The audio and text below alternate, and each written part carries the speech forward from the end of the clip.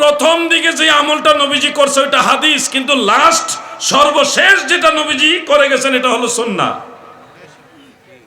আমরা নবীজির চূড়ান্ত আমল যেটা সেটা আমল করব, সর্বশেষ নবীজি যেটা করে গেছে সেটা আমল করব, এটা সুন্নাহ। আমরা আহলে হাদিস নই, আমরা আহলে সুন্নাহ। ঠিক কিনা বলেন ভাই আমার, বন্ধুরা আমার?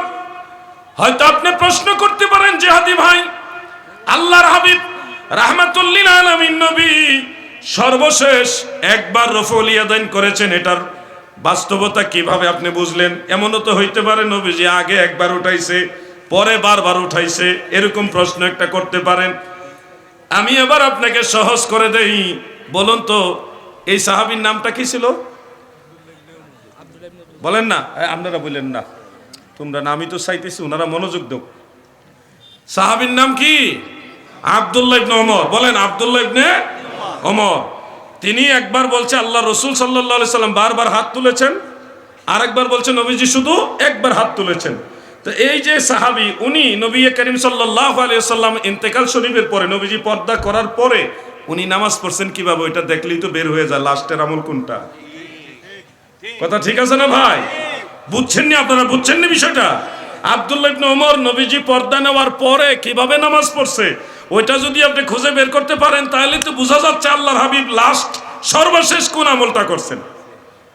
এই ব্যাপারে আপনারা একটা সহিহ হাদিস মনে রাখতে পারেন, এটা হলো মুসান্নাফ ইবনে আবি শাইবার মধ্যে সহিহ সনদ উল্লেখ, এবং শারহু মাআনিল আসার আলিয়া মাদ্রাসার কামিলে ফিকহ বিভাগে কিতাবটা পড়ায়, তাহাবি শরীফ শারহু মাআনিল আসার, সেখানে হাদিসটা সহিহ সনদ উল্লেখ রয়েছে। আন মুজাহিদিন রাহিমাহুল্লাহু তাআলা ক্বালা সাল্লাইতু খালফা ইবনে উমারা রাদিয়াল্লাহু তাআলা আনহুমা ফালাম ইয়ারফা ইয়াদাইহি ইল্লা মাররাতান ওয়াহিদা। হযরতে মুজাহিদ রাহমাতুল্লাহ আলাইহি বলেন, আমি আব্দুল্লাহ ইবনে ওমরের পিছনে নামাজ পড়েছি গো, তিনি শুধুমাত্র একবার ব্যতীত আর কখনো হাত উত্তোলন করতেন না। ফালাম ইয়ারফা ইয়াদাইহি ইল্লা মাররাতান ওয়াহিদা, তিনি শুধুমাত্র তাকবীরে তাহরিমায় একবার হাত উঁচা করেছেন, এছাড়া আর কখনো হাত উঁচা করেননি। অতএব প্রমাণিত হলো রফউল ইয়াদাইন একবার করা হলো সুন্নাত, বারবার সুন্নাত না, বারবার হাদিস, কিন্তু একবার হলো সুন্নাত। আমরা হলে হাদিস না, আমরা হলে সুন্নাত। ঠিক কিনা বলেন? বুঝতে কষ্ট হইতেছে আপনারা? একবার ইজি করে দিচ্ছি।